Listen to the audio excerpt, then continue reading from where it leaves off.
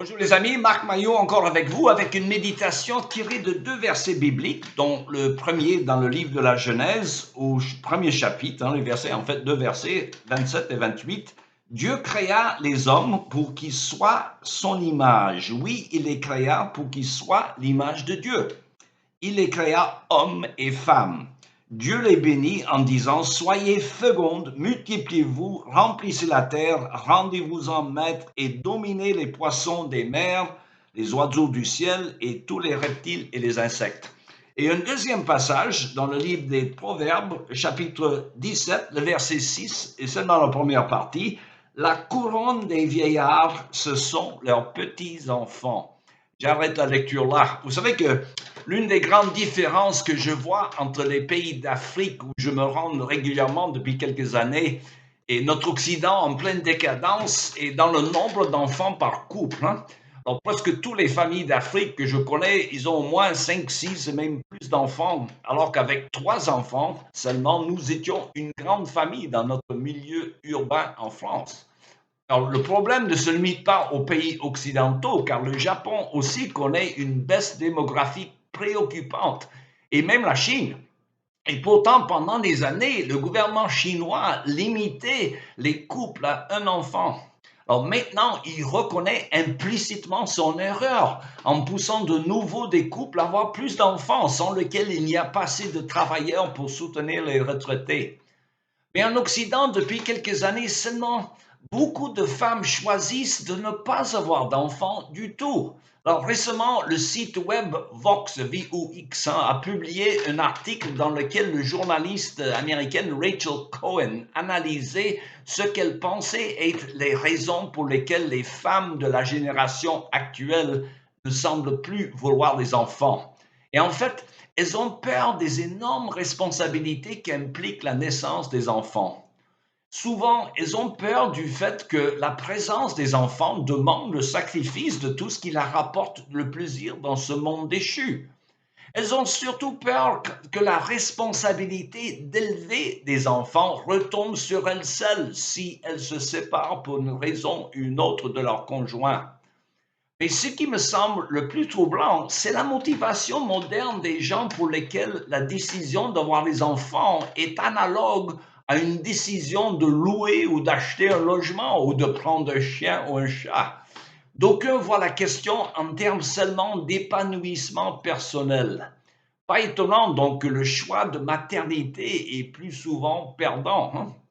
Alors cette mentalité est le fruit du mouvement féministe des années passées qui, dans un premier temps, luttait pour la justice sociale et le droit de voter, etc., mais maintenant veut rivaliser avec les hommes en trouvant leur raison d'être en concurrençant professionnellement les hommes.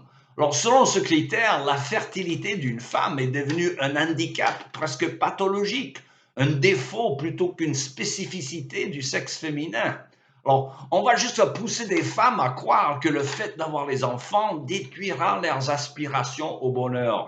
Alors, la pression sociale est telle que beaucoup de femmes n'osent même pas admettre publiquement qu'elles se sentent épanouies dans leur rôle de mère. Qui oserait sous-estimer la valeur d'un baiser ou d'un câlin d'un petit que l'on a mis au monde? Cela compense toutes les années que l'on se donne pour ces petits, souvent ingrats, et qui nous coûtent tout. Alors, cette réalité biblique est corroborée par l'expérience de nombreuses femmes. Selon un sondage récent, 80% des parents reconnaissent que le fait d'avoir des enfants est malgré tout les épreuves que cela entraîne une expérience agréable.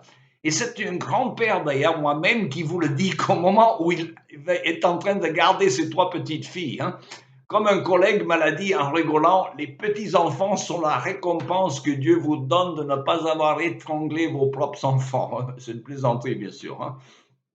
Encore plus étonnant, selon ce même sondage évoqué tout à l'heure, c'est le fait que ceux qui estiment avoir fait le bon choix en ayant des enfants sont le plus souvent de conditions sociales les plus modestes.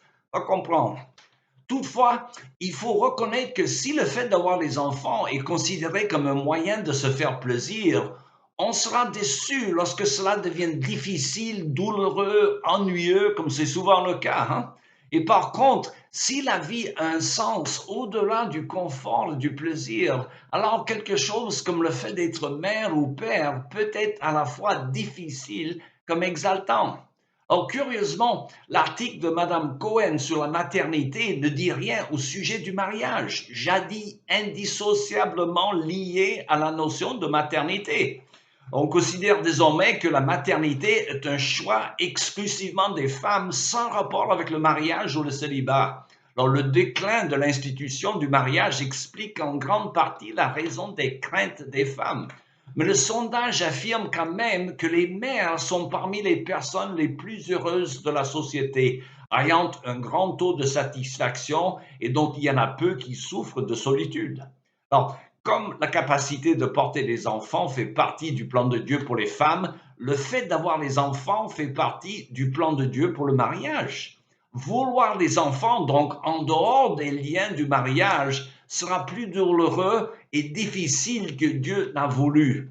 Alors c'est toujours dangereux de se croire plus sage que Dieu, et on dirait que c'est une mauvaise idée et que des idées ont des conséquences et des mauvaises idées ont des victimes, notamment des femmes et les enfants, mais finalement toute la société. En conclusion, quiconque croit que porter des enfants est trop intimidant devrait considérer que, comme le mariage, c'est une aventure qui vaut la peine d'être vécue. Voilà, c'est tout le temps qui me reste pour aujourd'hui, mais il me reste à vous souhaiter une bonne journée et à la prochaine.